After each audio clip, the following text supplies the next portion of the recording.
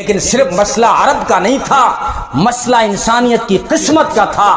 بلکہ ترقی یافتہ قومیں رومن اور یونان جس کی تہذیب اور تمدن کے ڈنکے بجتے تھے، لوگ آج بھی مثالیں دیتے ہیں ان کی تہذیب اور ثقافت کی، ان کا کیا حال تھا۔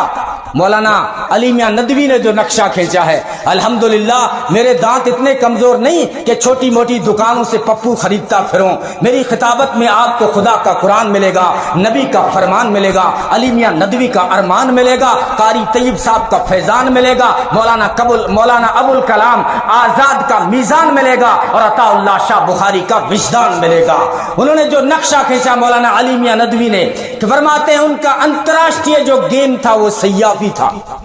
کن کا؟ رومن اور یونان، ترقی یافتہ قومیں، لیکن وہ انسانیت کے دشمن بن چکے تھے، ان کی تہذیب و ثقافت بگڑ چکی تھی، بلکہ متعفن اور بدبودار ہو چکی تھی، اس میں کیڑے پڑ چکے تھے۔